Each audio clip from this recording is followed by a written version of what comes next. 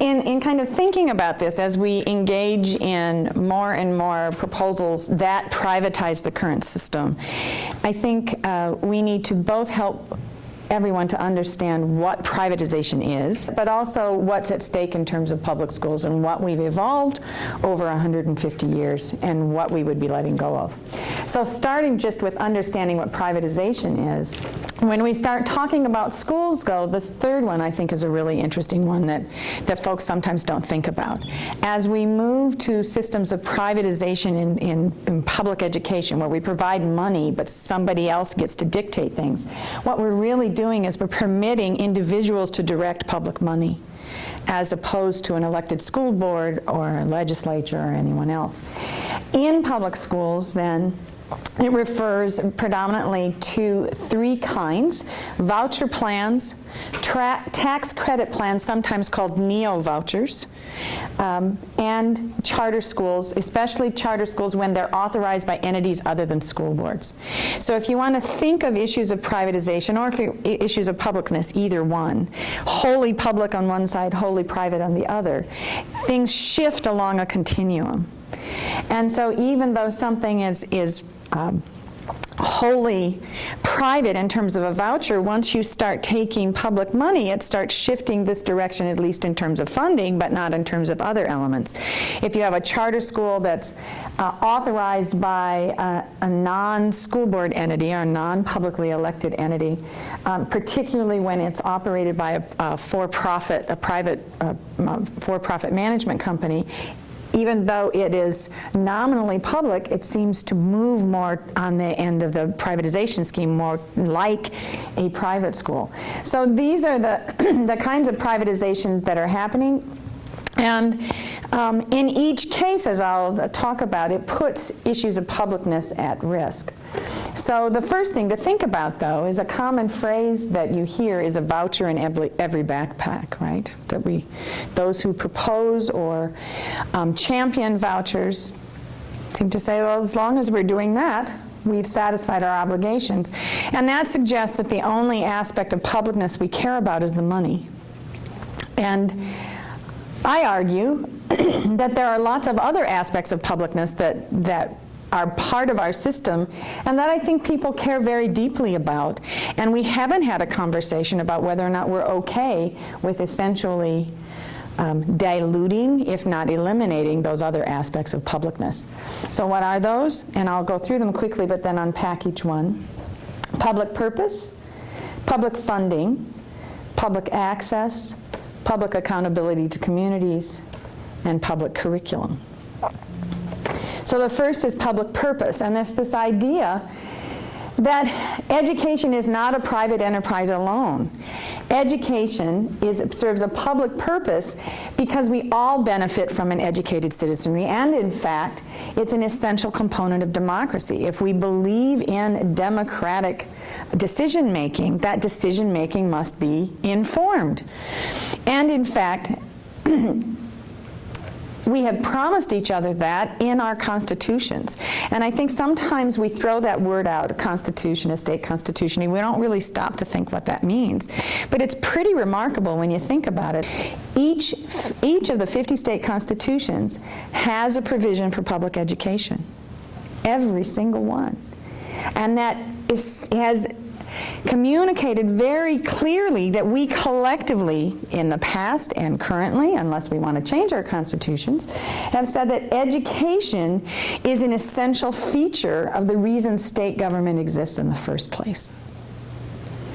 It's an essential feature, and it's so important that we're going to guarantee it and invest together through public education. And every state constitution directs the legislature to fund education and make a free public education available to the children of their state.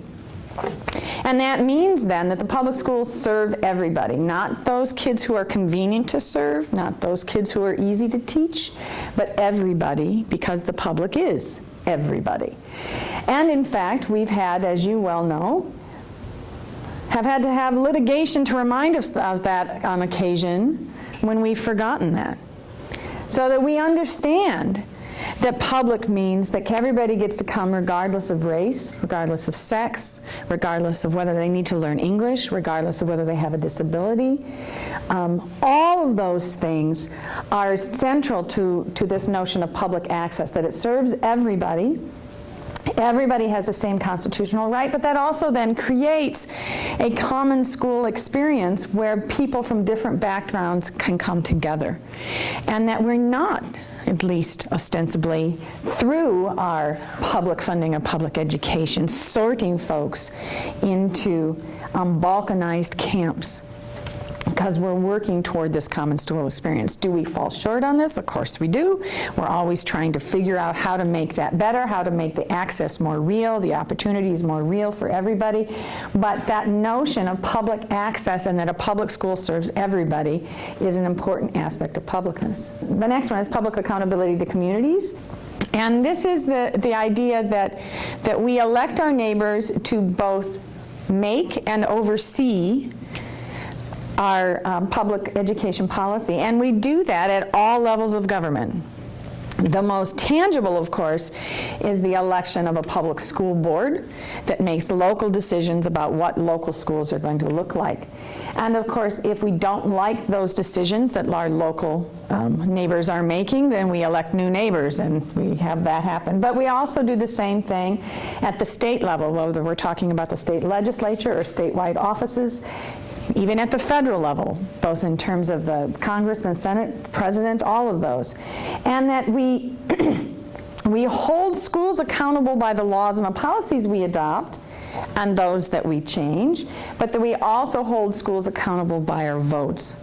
And so if you think about that, any attempt to diminish the publicness of and the public accountability to communities is an attempt to diminish your franchise as a voter. Your vote is not as powerful anymore if the schools are not publicly accountable to the communities that they serve. And then public curriculum, where we decide collectively what it means to be educated. And that means we decide what's to be taught. There's some uniformity because we expect now that all public schools will have some basic kinds of things. There's going to be some variance. So all of these things, all of these aspects, these 5 aspects, are what it means when we say public and public education. And there's lots of choice within the public education system. And you can see all the various kinds, both within schools, intra-district and magnet schools, virtual schools, Chapter 220, which is the integration aid for some school districts, statewide open enrollment transfers between districts, and then charter schools. So we have charter schools that are authorized by school districts, and of course school districts can choose 2 different kinds of charter schools. The difference between an instrumentality and a non-instrumentality is who employs the teachers. The school district employs the teachers in the first, and whoever operates the school in the second. And then we do have some authorized by other entities. So right now in the city of Milwaukee, the Common Council of the city of Milwaukee and UW-Milwaukee can charter schools, create schools that are non-instrumentalities, meaning that Milwaukee Public Schools doesn't employ any of their teachers. So can the University of Wisconsin-Parkside, but it can only authorize 1 school. Milwaukee Area Technical College can authorize schools, but has never exercised that discretion. We also have considerable private school choice in Wisconsin, beginning in 1990 with the Milwaukee Parental Choice Program. We added the Racine Voucher Program in 2011 and the statewide program in 2013.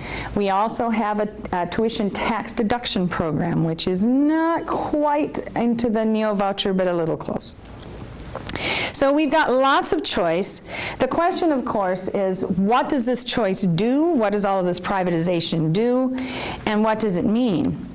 Using those 5 aspects of publicness, if we focus on vouchers, you'd see that we have a change in each aspect of publicness, and it's a decline, if you will. We're letting go of those aspects of publicness when we shift to a voucherized system.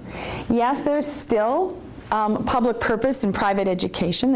Private education does serve a public purpose, but if you want to think of it that way, it's a shift in priorities, right? In a public school system, the public purpose is predominant, and the private purpose aligns with the public purpose, but if the private purpose departs, the public purpose controls, right? If in a voucherized system in a private school, it goes the other direction, so that the private purpose predominates and the public purpose is secondary. If we think about charters, and especially, again, those charters that are chartered by school boards are much more apt to retain that whole notion of each of these aspects. But the more you depart, they're less like if they're authorized by another entity, if they're authorized, if they're operated by a for-profit management company. In particular, you see private interests and private purposes begin to predominate even on that side. Public funding gets retained, although, as I'll show you in a minute, the proposals that are currently in our the proposed biennium budget bill would reduce money for everybody based on the funding of these privatization schemes. Public access, the private schools don't serve the same populations that public schools do, and we have a perfect example of that in Milwaukee.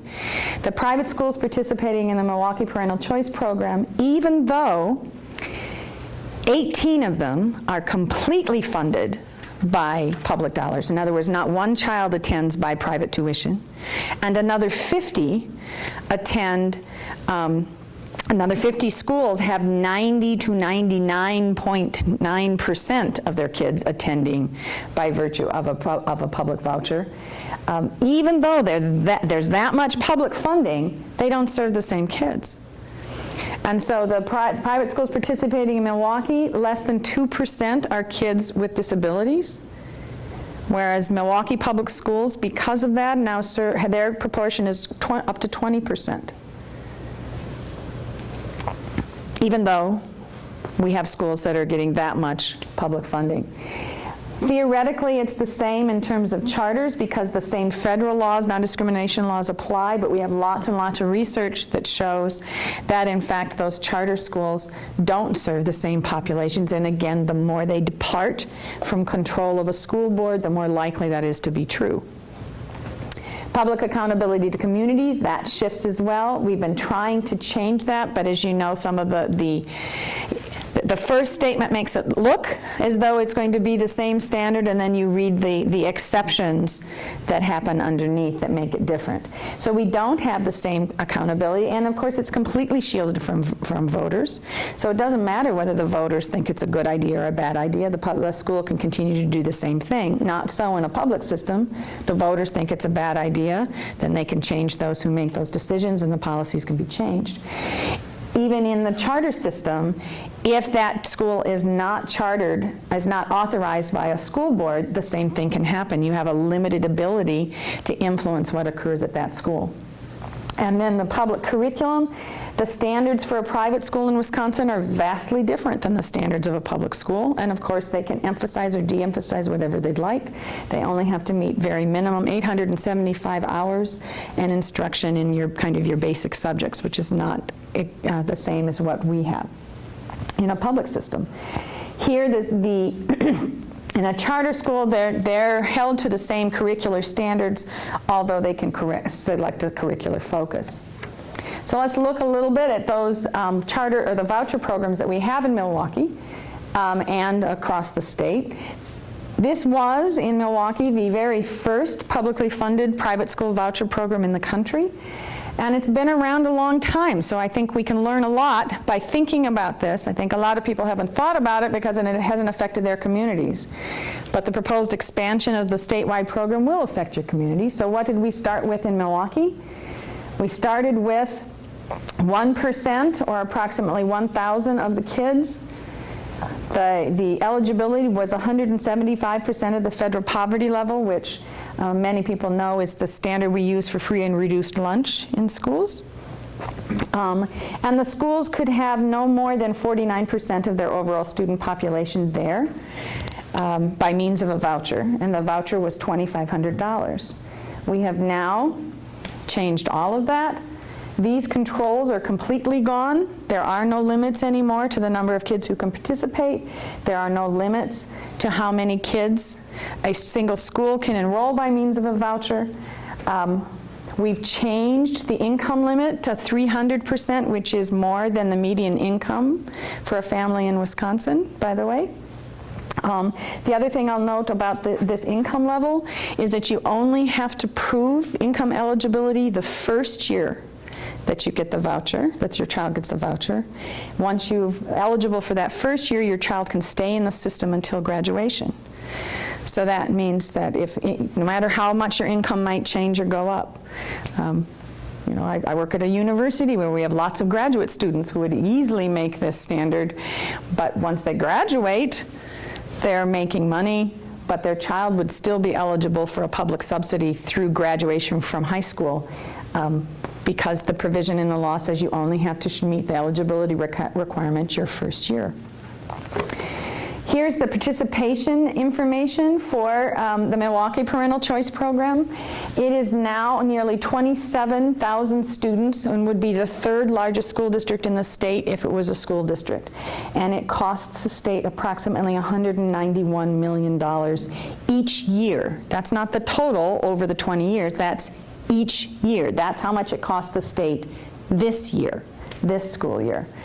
As it says there, the average MPCP school enrolls 82% of its students by means of a voucher, which has caused some to argue whether or not they are in fact private in name only. Racine is a newer program. So it has about 1,700 kids who participate, costs the state $12.5 million. Again, this is this year. It uses the same eligibility requirements, 300% of the federal poverty level, and the same voucher amount, $7,210 for each student in grades K through 8, $7,856 for students in grades 9 through 12. The Wisconsin statewide program has slightly different eligibility. It's 185% of the poverty level. Currently, it is limited to 1,000 students for this school year, and no more than 1% for any one school district can participate. It uses the same voucher amounts, and this year has cost the state nearly $7.5 million. It's also interesting to note, and this is actually true of all three programs, but we have the clearest data actually on this last one because we frankly started paying attention. The majority of the students who are participating in the voucher program never attended a public school. They were already private school students who merely shifted from a private source of funding to a public source of funding. Here's that data that demonstrates that, and you can see that, and that's from the statewide, but that's again under the current limited program. So if we add that all together, we have spent nearly $211 million this year on 3 voucher programs. At the same time, of course, that we've had deep cuts in what we spend on public education. And in fact, we have never recovered from the cuts that were made in 2011 with Act 32. As that graphic shows, we're about 15.3% less in our spending per student in 2014 than we were in 2008. This comes from the Taxpayers Alliance and is based on the proposals in Governor Walker's biennium budget bill. And what you see here is that this is the fictional average school district in the state of Wisconsin. You see it going up each year. This is the revenue limits, or how much is spent on a revenue limited basis. It goes up each year here because that's when it was tagged to the cost of living. So when it was tagged or tethered to the cost of living index, it went up every year. This, of course, is Act 32, where we took that deep cut. Then you see the next 3 years. Here's our current school year, where you have, they introduced this new special special aid payment per pupil payment that changed it a little bit, but you'd see not much change in the revenue limits, which is the box, and as I'll explain in just a second, that's a bounded system. Those revenue limits are important in terms of understanding the way that we fund schools. The proposal in the biennium budget bill is to take away the $150 per student in special student aid for the next year, restore it for the following school year, but in either case, there would be no ability for the school district to change their, to do anything to recoup that money. In other words, you couldn't change your tax levy to recoup that money. That money would just be gone because it's not part of the system. We have two additional privatization proposals in the biennium budget bill. One is to expand the statewide voucher program. That would remove the cap on the number of students that would participate. There would no longer be any limits on the number of kids, the number of private schools, or the number that would come from any single school district. Obviously, those places that have private schools in their communities are going to be more affected by that than others, although any child from anywhere whose if their parents are willing to drive them, it would affect them. Those schools like Middleton-Cross Plains, where they are close to a city with lots of private schools, have to think not only about the private schools in their community, but the private schools in proximity, right? I'm going to explain funding, but the funding is proposed to take the state aid per pupil contributed to a fund and then divided by students. It's a little complex, so I'll explain that separately in a second. The other big proposal is to create a charter school oversight board. That board would be appointed by the governor and by members of the state legislature, and the state superintendent would get one person, I think. It's an 11-member board. They would have the authority to tap any entity to become a charter authorizer. And that entity, once they have become a charter authorizer, can charter schools anywhere in the state. And the one single charter contract could produce multiple schools. So if I receive a charter contract, I could start 2 or 3 or 4 schools if I wanted to, not just one. Right now it's 1 per charter. What this means then is it does 2 things. It creates a de facto appellate procedure. So if a school board acting as a charter authorizer hears a charter school proposal, and for whatever reason, maybe it replicates an existing program, maybe they think it would be a financial drain on the community, maybe they just don't think there's enough support. There could be a whole number of reasons why they would say no. They say no, that aspirant, whoever wants that charter school, could take it to the charter, to that other entity, get it approved. It would be then in your community, whether the school board or the voters in the community wanted it there or not. And in fact, the voters in that community would have absolutely no input on whether that school was placed in that community or not.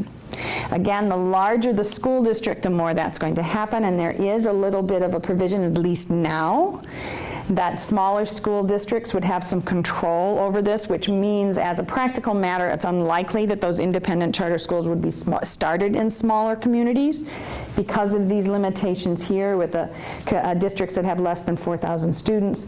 But as I'll show in a minute, the fact that they can appear in our other larger communities is going to have an effect on the monies available for all districts across the state. When a student attends an independent charter school, what we call a 2R charter school, they get $8,050 per student in that current school year. So let's talk a little bit more about the voucher program and how it's funded, or how it's proposed to be funded. Right now, they're funded in a different way. And what's been proposed is that at least for the Racine program and the statewide program, we would use this mechanism of funding. And so what the idea is that the state aid that would come to the local school district follows the child, if you will, into this voucher funding pool. Well, as you know, depending on the wealth of the school district, a school district gets more or less state aid. So in a property-rich district, they get a little bit of state aid, but the majority of the education is funded by local property taxes, right? By the local level. A child from this level is going to take its bit of state aid and dump it into the voucher funding pool. A school district that's in the medium income level has got, about half and half. They take their portion of state aid again, which is a different amount, puts it in the voucher funding pool. And of course, from our property poor districts that are very, very reliant on state aid, that big chunk gets put into the voucher funding pool. Once all of that has happened, based on whoever is exercising a voucher that year, that gets divided up evenly among all of the kids who are exercising the voucher, so each voucher amount actually would be the same. Few observations about that proposal. Well, first of all, as it should be obvious, students from the property-rich district is going to contribute less and take more, and vice versa, which means that the property-poor districts are going to have to absorb much more of a hit or much more of a cost whenever a child exercises a voucher. It's a bit of a reverse Robin Hood thing going on here. That also, and of course, the ability for a school district to make up the cost of losing that student, it's not a one-to-one thing. Just because one student leaves doesn't mean you can reap a comparable amount of savings in terms of what you do in the school district. And an easy way to think about that is, I've already mentioned my 3 daughters, but we were a household of 5. One went off to college. Our expenses did not decrease by 20% just because now only 4 people slept under the roof. We got a hailstorm, we had to replace the roof. It cost the same as whether there had been 4 or 5. So, same thing in your school district. Upkeep of your buildings is going to cost the same. Transportation is going to cost about the same. Running the things, and just because you have 1 or 2 kids doesn't mean you can have fewer teachers even. So the idea that you're going to be able to recoup the costs, especially if you're a property poor district, is simply not realistic. That means then that the more urban the district, the more likely they are going to have to absorb those costs, simply because that's where the existing private schools are. Which means we are taking our most vulnerable school districts and making them more vulnerable by this proposal. It also means that since we're not going to know who's contributing what, the voucher may actually go down. The actual amount of the voucher may go down because not every school district gets $7,210 for a K-8 student, right? So we aren't going to know. So some private schools aren't very happy about this either because the voucher amount is not a sum certain. The revenue caps hold the system constant, and the revenue caps, what that means is that this box stays the same. If we hold the revenue caps constant, that box can't get bigger unless 2 things happen. Either the legislature says we will raise the revenue caps and give you a different box, right? Give you a bigger box. Or you have to go to your local voters and say, please let us have a bigger box. Sometimes it's please let us have a bigger box for 3 years. Sometimes it's please let us have a bigger box for a longer period, but you have to ask the local voters for a bigger box. Otherwise, this is a bounded system. It can't get more. You can't get more money. It stays the same. And the current proposals in the biennium budget bill freeze the revenue caps and maintain them as constant through this biennium budget. So that idea then means that even if they were to increase state aid, that wouldn't give us more money in our school districts. It would just mean that this part would get smaller and that part would get bigger because we would be giving, or vice versa, money back. Okay, here's another big problem. And it's a big problem because the voucher programs are funded based on the current year count taken on the third Friday of September. But public school districts their amount of state equalization aid is based on an average of the 3 previous years, but it's a previous count, not a current count. Why does that matter? Well, hang on, it's kind of some corny animation, but I think it'll illustrate what I mean. So there we have the public school superintendent, which we have been expecting to do miraculous things for a very long time. That public school superintendent is responsible for paying attention to the students that they serve, here represented by 6 little figures, although of course we have school districts that each one would represent a number of kids. We take the count in 2014-15, and the amount of money that we expect to get for next school year is based on this count. Not on who shows up in 2015-16, but on the count that we had the previous year. And of course, the expectation is that you will get a state amount of money for each of those kids counted, right? Here represented by a $100 bill. The reason that current funding of voucher kids matters is this. So under the current system, you have a new voucher student. This little one was never counted over here because in the previous school year, 2014-15, they were not in school. So they haven't been accounted for, but they're still entitled to funds because now for them to have a voucher, some money has to go into that voucher funding pool, remember?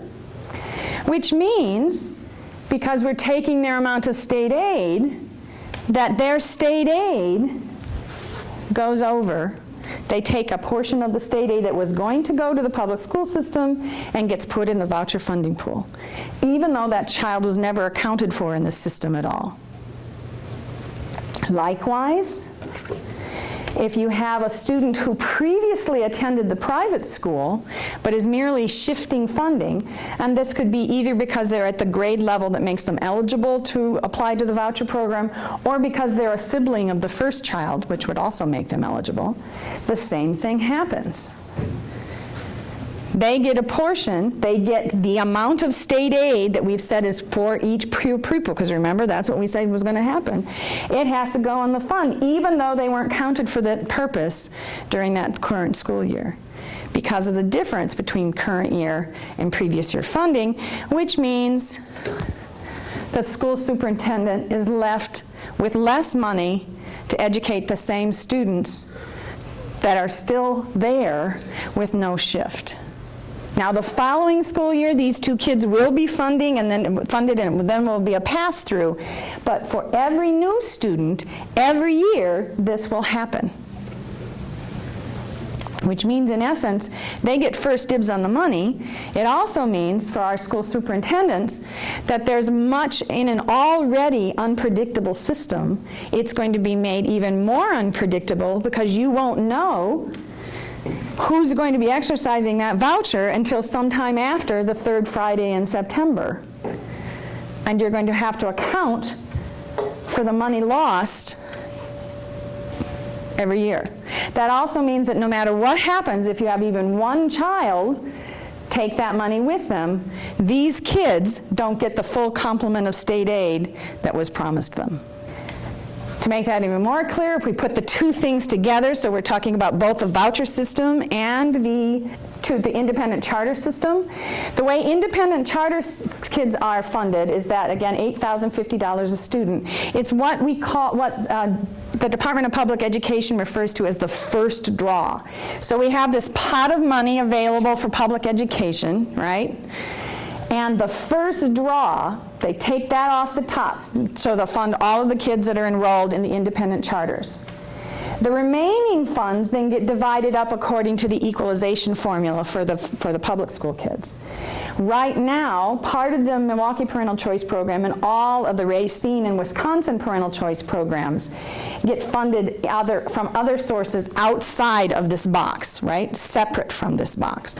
What's proposed is, first of all, by expanding the number of independent charters across the state, this band is going to get bigger because we're going to have more kids attending more independent charters, which means that first draw gets bigger, with no proposal for any kind of a new money that accounts for new kids. This amount that's left over for public school districts gets smaller. Moreover, because we're now going to start counting the kids in the private schools in the Racine program and the Wisconsin statewide program, we're going to divide this into smaller and smaller pieces. As that 93,000 kids who are currently in private schools more of them begin to be publicly subsidized, this pot gets divided into smaller and smaller pieces, right? Which means then, of course, less money for a local public school district. So really quickly, I picked just 4 districts to illustrate that. Rhinelander has 2 private schools. If they have new kids who are eligible to exercise the voucher, they would lose about $1,500 a student immediately in that current school year, even though the kids hadn't been counted. Because it's a small district, it's unlikely they will have an independent charter in their school, but because there will be independent charters, more of them across the state, there'll be less money from which their equalization aid is calculated, and because we're going to see more kids being shifted from private funding to public funding through the expansion of the statewide and Racine programs, that is going to eat into our pot as much. So there is no way that arithmetic will give you anything other than a decrease in state aid and an increase in unpredictability. Same thing happens in Eau Claire. Although Eau Claire has 9 existing private schools, and they get about $5,300 per student, which means, as it shows, it's a larger district. They're more at risk because they have more existing private schools and because they get more state aid, so they have a bigger hole to fill when a new student exercises a voucher. Also, because they're bigger, they're vulnerable to having more independent charter schools perhaps imposed upon them, or a non-sectarian private school converting to an independent charter school, which has happened in Milwaukee. So you'd have more 2-hour charter schools. The same kinds of things happens. No way that arithmetic gets you anything but a decrease in the funding available to them and a more unpredictable system. Kenosha, one of our vulnerable districts, arguably, 11 existing private schools. They have $6,481 approximately in state aid per student. Again, a bigger hole to fill. They're also one of our largest communities, so they're more likely to see an existing 2-hour charter start. Again, arithmetic won't get you anything but less state aid per student. Even in Wisconsin Dells, which is a property-rich district and only gets about $384 in state aid per student, they're still going to see their equalization aid go down because, again, arithmetic will always give you a smaller number when you hold the number that you're dividing constant and you increase the number that you're dividing by, right? So as you can increase the divisor, the number is going to go down, and a more unpredictable system. That means then, in terms of the proposals, what we've really set up is a pecking order. The pecking order is that the kids in the independent charters get funded first, and they get a guaranteed amount, $8,050. The kids attending vouchers get funded second because of the current year proposal. And since they're funded in the current year, they get the full complement of what state aid was promised to their school district, whether they ever attended that school district in the past or not. And then whatever's left over is what Penny Public and her cohorts get in the public system. Even though it's that third category, the kids who attend public schools are the only ones that are constitutionally obligated to be funded. So that means then, what's it mean to have a right to an education when a voucher is in place? Are we really shifting it to a right just to shop for one? Notice that what it tells us in our state constitution is that the legislature is obligated to fund district schools, public schools. Now, they're not obligated to fund voucher schools. They're not obligated to create charter schools, but they are obligated to fund public district schools and to make them as nearly uniform as practicable, which the Supreme Court in 2000 said has to have 3 things. They have to provide an opportunity for a sound basic education, which means an opportunity for instruction in math, science, reading, writing, geography, and history. Opportunity for instruction in a second set of subjects, social studies, health, music, so forth. and that the system must recognize that there are some categories of kids that need more resources in order to provide them the opportunities that they are deserving under our state constitution. Kids with disabilities, kids from economic disadvantage, and kids who need to learn English. So as we think about that, I think we need to think about what the shift from a collective accountability, which is what a public system is, to individual accountability through a voucher, what it really means. This is one of those, be careful of what you wish for. You may not really want it, because it means that parents have to vet the program quality, the program content, and the personnel qualifications. Whereas if you think about all those regulations that folks rail against, those are baseline promises that I don't have to worry about, because we've promised that all of those things are going to be at least at that minimum level. Not so in a voucher system. It also means parents are accountable for those choices. So now if they're unhappy with what's happening in a public school, they can go and talk to administrators, they can talk to a school board, they can use political means, and they can try to even encourage their legislature to do something different. But the problem with choice is that often the answer is, well, we gave you choice, it's your own fault. Choose better. Who's pushing privatization? Interests that are well organized, fundamental, vocal, and persistent. Very quickly unpacking the justifications for privatization. Does research tell us that people are dissatisfied with public schools? The answer is actually no. They're not. Especially when you ask the question, are you happy with your public school? The answer is overwhelmingly yes. Are public schools failing? No. Not when you disaggregate the data and you compare apples to apples.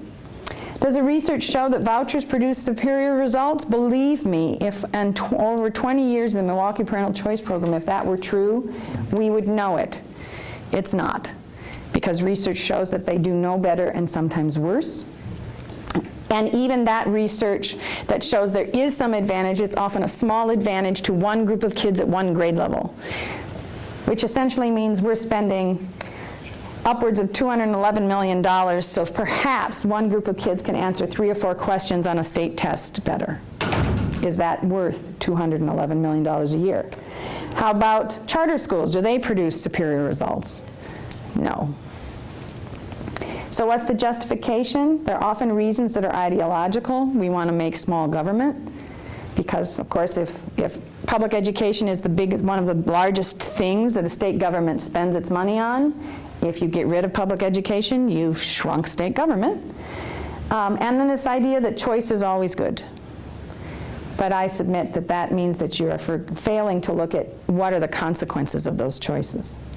And then finally, because public education nationwide is a $500 billion enterprise, and there is a concerted effort to get some of that money into private hands. Final thoughts. I submit that the constitutional obligation that state legislatures have is paramount, and it cannot be subordinated to a legislative desire to subsidize private choices, even if we want to. Unless we change our Constitution, they're obligated to make sure that public schools offer something worth choosing.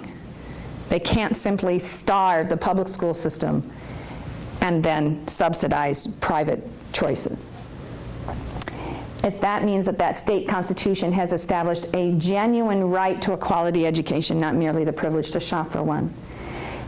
And finally, I think we have to have a lot more conversations, even if we're willing to go forward with privatization proposals, about whether or not we're really ready to let go of those aspects of publicness that have defined our public system for over 150 years.